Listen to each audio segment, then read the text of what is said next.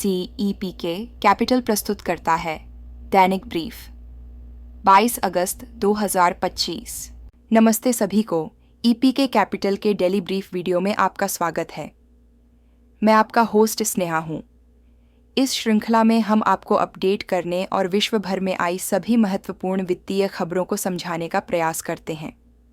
तो बिना किसी देरी के चलिए शुरू करते हैं। सिर्फ एक त्वरित याद दिलाना कि यह वीडियो केवल शैक्षिक उद्देश्य के लिए है और इसे वित्तीय सलाह के रूप में नहीं लिया जाना चाहिए। अपनी व्यक्तिगत वित्तीय सलाह के लिए कृपया विवरण में दी गई जानकारी के साथ हमसे संपर्क करें या अपने वित्तीय सलाहकार से जुड़ें। दिन की जटिल कथा को समझने के लिए हमें पहले स्कोरबोर्ड देखना चाहिए। वैश्विक बाजारों ने टूटा फूटा चित्र प्रस्तुत किया, जिसमें संयुक्त राज्य अमेरिका में स्पष्ट कमजोरी, यूरोप में मिश्रित सत्र और एशिया में नाटकीय भिन्नता देखी गई, जहां भारतीय बाजारों ने वैश्विक प्रवृत्ति के खिलाफ एक शक्तिशाली रैली जारी रखी।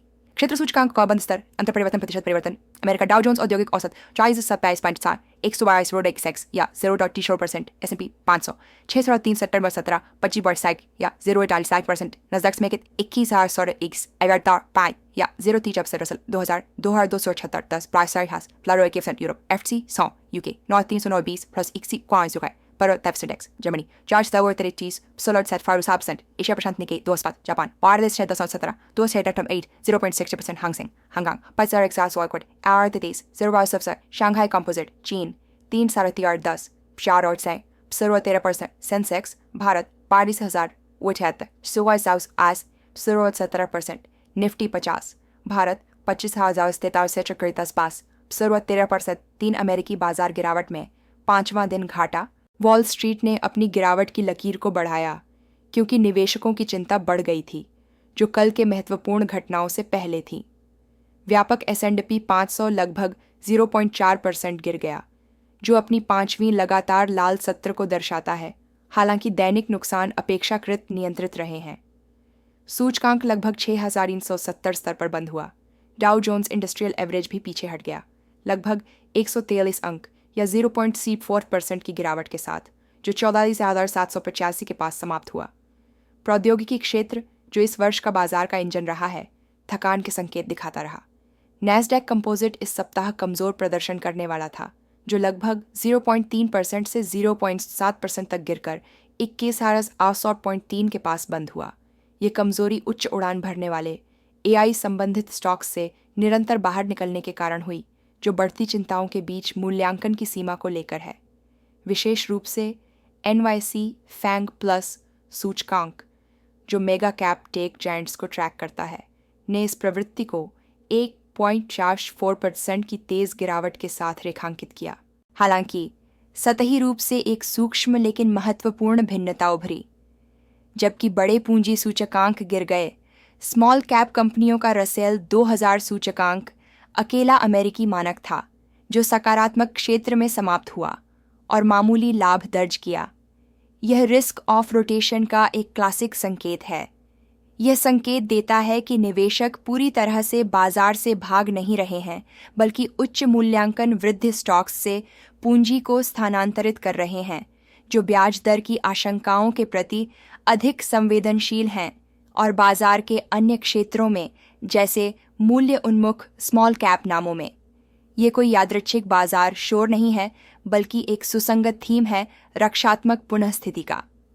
बढ़ती चिंता की पुष्टि करते हुए CBOE वोलेटिलिटी इंडेक्स या विक्स, जिसे अक्सर बाजार का डर माप कहा जाता है, तीसरे सीधे दिन बढ़ा, जो पोर्टफोलियो सुरक्षा की बढ़ती मांग का संकेत है। यूरोप में एक मिश्रित तस्वीर। यूरोपीय बाजारों ने मिश्रित लेकिन सामान्यतः अधिक स्थिर तस्वीर पेश की है, तुलना में उनके अमेरिकी समकक्षों से। ब्रिटेन का FTSE 100 सूचकांक एक शानदार प्रदर्शन करता रहा, जिसने 0.23% की बढ़त के साथ 9,309.20 के नए ऐतिहासिक उच्च स्तर पर बंद किया। जर्मनी का डैक्स भी मामूली 0.07% की बढ़त में रहा।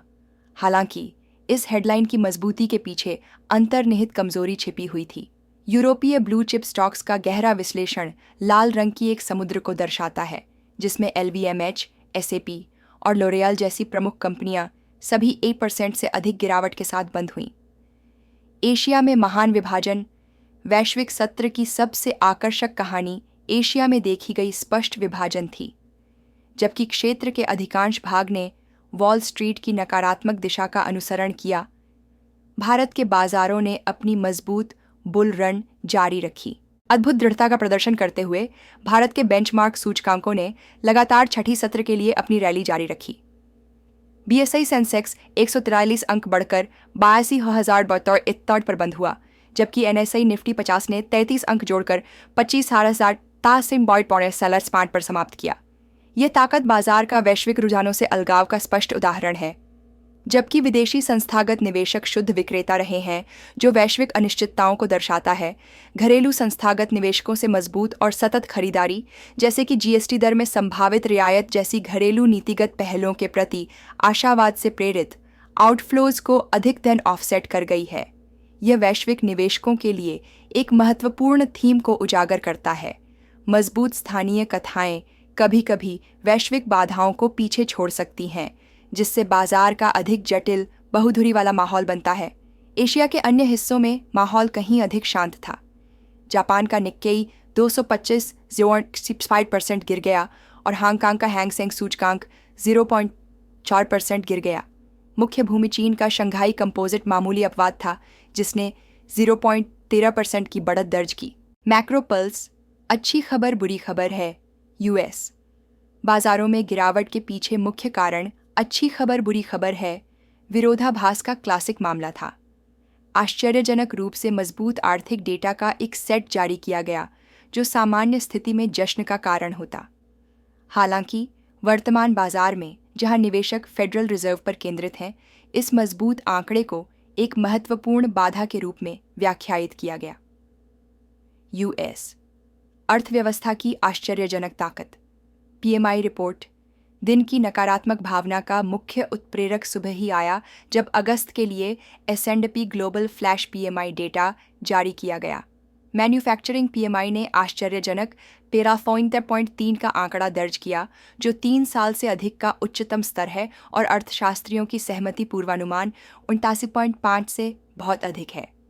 50 अंकों से ऊपर का कोई भी पढ़ना क्षेत्र में विस्तार का संकेत देता है। सर्विसेज पीएमआई भी मजबूत था, जो 25.4 पर आया, जो विस्तार क्षेत्र में है। सामूहिक रूप से ये डेटा इस वर्ष अमेरिकी व्यवसाय गतिविधि के सबसे तेज गति से बढ़ने की तस्वीर पेश करता है, जो एक ऐसी अर्थव्यवस्था का संकेत देता है जो न केवल स्थिर है, बल्कि संभावित रूप से फिर से तेज हो रही है। बाजार की विचित्र प्रतिक्रिया, बाजार की प्रतिक्रिया तेज और नकारात्मक थी। मुख्य मुद्दा यह है कि मजबूत आर्थिक डेटा मौलिक रूप से फेडरल रिजर्व के ब्याज दरों में कटौती के तर्क को कमजोर करता है। वॉल स्ट्रीट यह मानकर काम कर रही है कि एक धीमी हो रही अर्थव्यवस्था फेड को एक आसान चक्र शुरू करने के लिए मजबूर करेगी, और व्यापारी आगामी सितंबर बैठक में दर में कटौती की बहुत उच्च संभावना को मूल्यांकित कर रहे हैं। मजबूत पीएमआई रिपोर्ट सीधे इस कथा को चुनौती देती है। बाजार की प्रतिक्रिया के कारण श्रृंखला स्पष्ट और सीधी थी।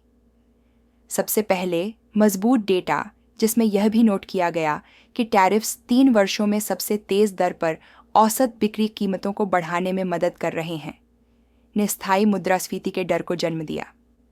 दूसरे, मजबूत विकास और मुद्रास्फीति जोखिम के इस संयोजन ने अमेरिकी ट्रेजरी बॉन्ड्स पर यील्ड्स को तेजी से बढ़ा दिया। मानक 10 वर्षीय ट्रेजरी यील्ड लगभग 4% तक चढ़ गई। तीसरे, उच्च बॉन्ड यील्ड्स भविष्य की कॉरपोरेट आय के वर्तमान मूल्य को कम कर देती हैं और उधार लेने की लागत को बढ़ाती है, जो एक ऐसी गतिशीलता है जो उच्च वृद्धि प्रौद्योगिकी स्टॉक्स के मूल्यांकन को असमान रूप से नुकसान पहुंचाती है। इसका परिणाम नैस्डैक और एस&पी 500 में बिकवाली के रूप में हुआ। एक भ्रमित उपभोक्ता चित्र। दिन के दौरान जारी अन्य डेटा ने अमेरिकी उपभोक्ता और व्यापक अर्थव्यवस्था का अधिक जटिल चित्र प्रस्तुत किया। सकारात्मक पक्ष पर जुलाई के लिए मौजूदा घर बिक्री उम्मीद से बेहतर 4.08 मिलियन पर आई, जबकि सहमति 3.92 मिलियन थी, जो आर्थिक स्थिरता थीम के लिए एक और सबूत जोड़ता है। हालांकि मिशिगन विश्वविद्यालय के प्रारंभिक उपभोक्ता भावना सूचकांक अगस्त के लिए एक अलग कहानी बताता है। सूचकांक 4 महीनों में पहली बार गिरकर 68.6 हो गया, जिसमें उपभोक्ताओं ने स्पष्ट रूप से मुद्रास्फीति को लेकर बढ़ती चिंता को अपने खराब दृष्टिकोण का कारण बताया। यूरोप में यूरोजोन के लिए फ्लैश उपभोक्ता विश्वास सूचकांक भी अगस्त में गिर गया और यह अपने दीर्घकालिक औसत से काफी नीचे रहा। इस बीच अमेरिका में साप्ताहिक बेरोजगारी दावों में मामूली वृद्धि हुई, जो श्रम बाजार में नरमी का संभावित प्रारंभिक संकेत हो सकता है। यह विरोधाभासी डेटा बिंदुओं का संग्रह फेडरल रिजर्व की वर्तमान दुविधा को पूरी तरह से दर्शाता है। मजबूत पीएमआई डेटा तेज हो रही व्यावसायिक गतिविधि और बढ़ती कीमत दबावों का संकेत देता है, जो दर में कटौती के खिलाफ है। वहीं कमजोर होती उपभोक्ता भावना और संभावित रूप से नरम हो रहे श्रम बाजार से संकेत मिलता है कि अर्थव्यवस्था का समर्थन करने के लिए नीति में कटौती आवश्यक हो सकती है। यह एक स्टैगफ्लेशन जोखिम पैदा करता है, जिसमें फेड अपने दोहरे आदेश मुद्रास्फीति को नियंत्रित करना और अधिकतम रोजगार बनाए रखना के बीच फंसा हुआ है, जिससे चेयरमैन पॉवेल का संवाद कार्य कल अत्यंत कठिन हो जाएगा। कमरे में हाथी, जैक्सन हॉल और दबाव में फेड दिन का बाजार क्रिया उस समय समझ में नहीं आएगी जब तक फेडरल रिजर्व के वार्षिक आर्थिक नीति संगोष्ठी का अत्यंत महत्व समझा न जाए, जो आज जैक्सन हॉल, व्योमिंग में शुरू हुई है। ये आयोजन फेड के लिए प्रमुख नीति परिवर्तनों का संकेत देने का एक महत्वपूर्ण मंच बन गया है और इस वर्ष दांव पहले से कहीं अधिक ऊंचे हैं। पावेल के उच्च दांव भाषण के लिए मंच तैयार करना इस वर्ष के संगोष्ठी का विषय है। परिवर्तन में श्रम बाजार, जनसांख्यिकी, उत्पादकता और मौद्रिक नीति। फेडरल रिजर्व के चेयरमैन जेरोम पावेल अपने कार्यकाल का अंतिम मुख्य भाषण शुक्रवार को पूर्वी समयानुसार सुबह 10:08 बजे देंगे। निवेशक की उम्मीदें इस बात पर टिकी हैं कि पावेल स्पष्ट संकेत देंगे कि केंद्रीय बैंक सितंबर की बैठक में ब्याज दरें फिर से कम करना शुरू कर देगा। हालांकि विश्लेषकों का एक बढ़ता हुआ समूह चेतावनी दे रहा है कि वह बाजार को निराश कर सकते हैं। मजबूत पीएमआई डेटा और स्थिर मुद्रास्फीति की चिंताओं को देखते हुए पावेल संभवतः सावधानीपूर्वक डेटा निर्भर रुख बनाए रखेंगे और दोहराएंगे कि फेड को आर्थिक परिदृश्य का मूल्यांकन करने के लिए अधिक समय चाहिए, विशेष रूप से टैरिफ के मुद्रास्फीति पर प्रभाव। राजनीतिक अग्निकुंड, फेड की स्वतंत्रता के लिए अभूतपूर्व चुनौती। इस आर्थिक अनिश्चितता के ऊपर एक ऐतिहासिक स्तर का राजनीतिक नाटक चल रहा है। राष्ट्रपति डोनाल्ड ट्रंप ने फेडरल रिजर्व पर अपनी सार्वजनिक दबाव अभियान को नाटकीय रूप से तेज कर दिया है, जो इसकी राजनीतिक स्वतंत्रता की बुनियाद को चुनौती दे रहा है। सबसे महत्वपूर्ण विकास बुधवार को हुआ जब राष्ट्रपति ट्रंप ने सार्वजनिक रूप से फेडरल रिजर्व के गवर्नर लीसा कुक के इस्तीफे की मांग की, जिन्हें पिछली सरकार ने नियुक्त किया था। ये मांग Bill Pulte, federal housing finance agency के निदेशक द्वारा उठाए गए बिना पुष्टि किए गए बंधक धोखाधड़ी के आरोपों पर आधारित थी। गवर्नर कुक ने तुरंत इस मांग को खारिज कर दिया, यह कहते हुए कि वह धमकाए जाने पर इस्तीफा नहीं देंगी। यह बैठी फेड गवर्नर पर सीधी राजनीतिक हमला जैक्सन हॉल भाषण से महज कुछ ही दिन पहले अमेरिकी राजनीति में एक अत्यंत असामान्य घटना है। यह केंद्रीय बैंक की स्वतंत्रता के भविष्य को लेकर गहरे सवाल उठाता है, जिसे लंबे समय से अमेरिकी वित्तीय प्रणाली की स्थिरता और विश्वसनीयता का आधार माना जाता रहा है। इस राजनीतिक दबाव के कारण चेयरमैन पॉवेल का शुक्रवार को संचार कार्य और भी अधिक कठिन हो जाता है। यदि वह दरों में कटौती का संकेत देते हैं तो उन्हें राजनीतिक मांगों के आगे झुकने का जोखिम हो सकता है, जो फेड की दीर्घकालिक विश्वसनीयता को नुकसान पहुंचा सकता है। यदि वह दबाव के खिलाफ एक हॉकिश टोन बनाए रखते हैं तो उन्हें गंभीर बाजार बिकवाली और आगे राजनीतिक हमलों का सामना करना पड़ सकता है। उनका भाषण अब केवल एक आर्थिक पूर्वानुमान नहीं है, यह उनके संस्थान की अखंडता की रक्षा के लिए एक तंग रस्सी पर चलने जैसा है। अतिरिक्त राजनीतिक विकास, यूएस-यू व्यापार ढांचा। अन्य राजनीतिक समाचार में संयुक्त राज्य अमेरिका और यूरोपीय संघ ने एक नए प्रमुख व्यापार समझौते के लिए एक ढांचा घोषित किया। यह समझौता टैरिफ और गैर टैरिफ बाधाओं को कम करने पर केंद्रित है, जिसमें यूरोपीय संघ अमेरिकी औद्योगिक वस्तुओं पर टैरिफ समाप्त कर रहा है और अमेरिका यूरोपीय ऑटोमोबाइल्स पर टैरिफ समायोजित कर रहा है।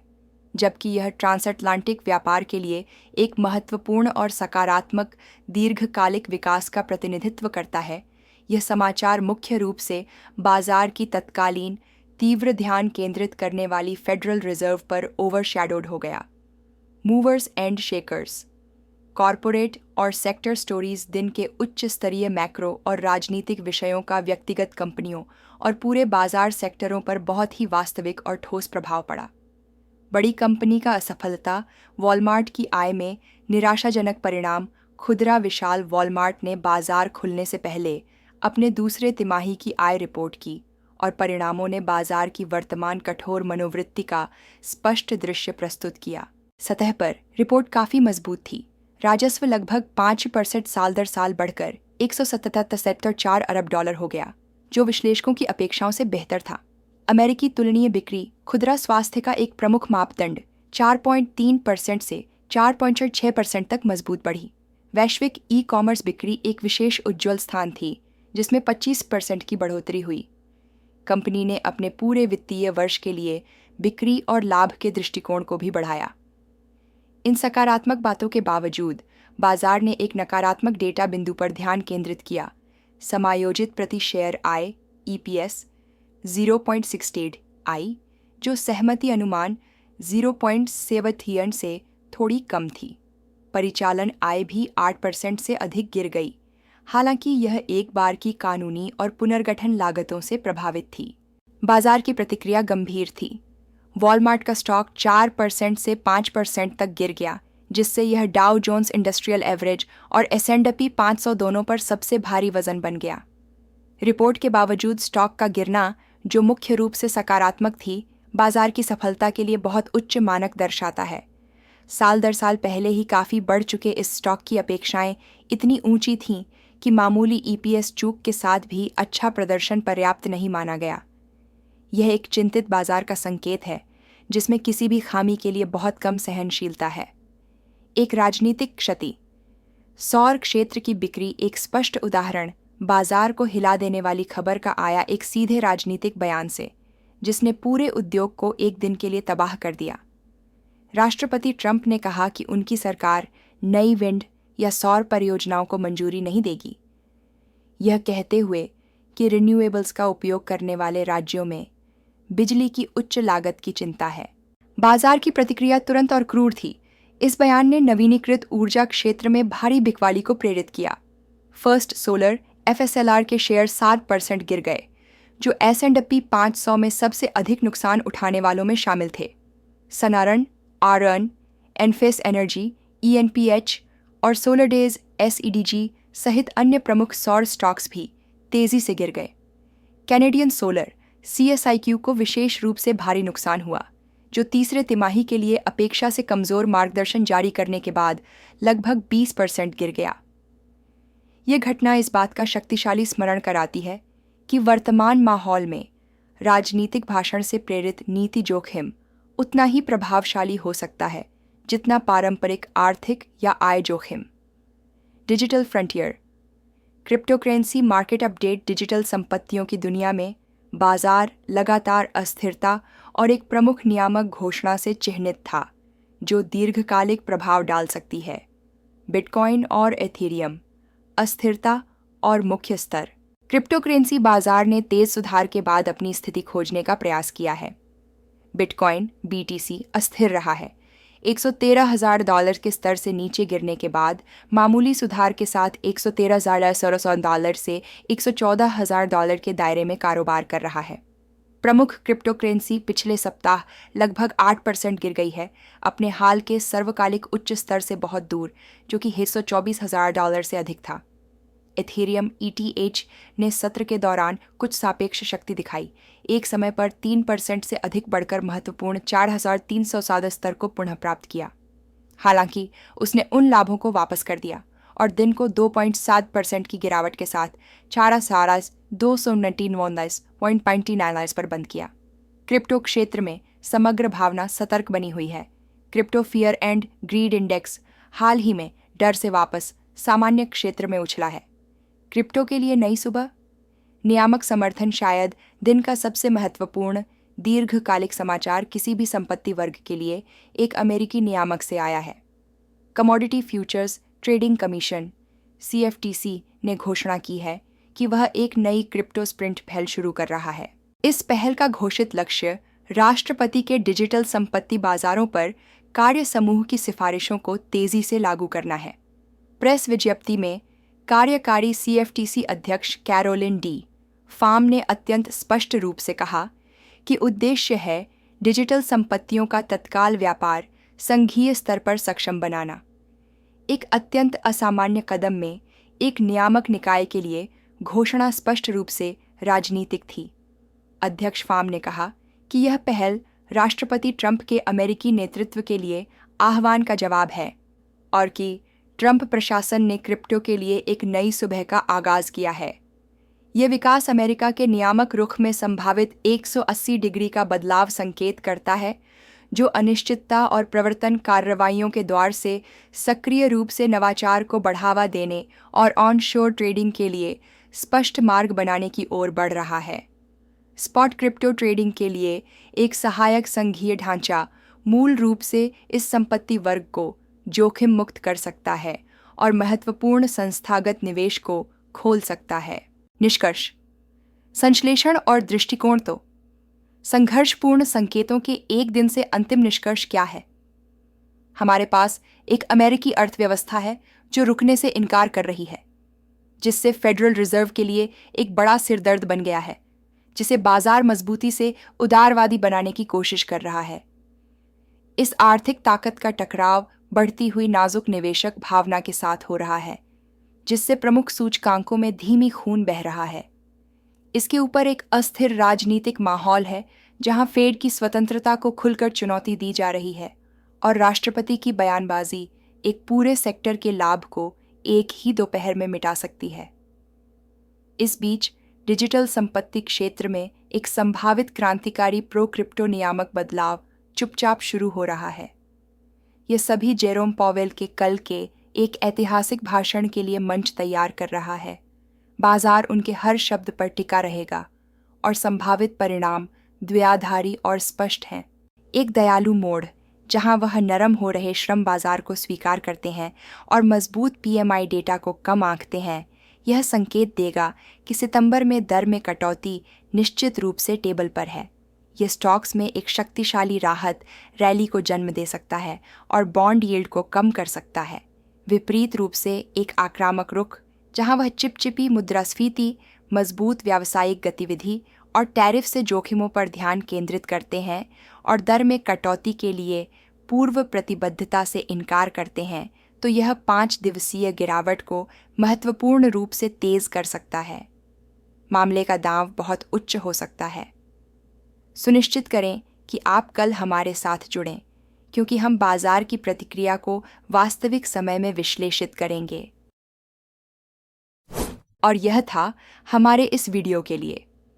हमें उम्मीद है कि यह वीडियो आपके लिए जानकारीपूर्ण था। यदि हाँ, तो कृपया इस वीडियो को लाइक और शेयर करें। साथ ही ऐसी शानदार दैनिक सामग्री के लिए हमारे चैनल को सब्सक्राइब करना न भूलें। आप हमें इंस्टाग्राम और ट्विटर पर भी फॉलो कर सकते हैं। विवरण में विवरण है।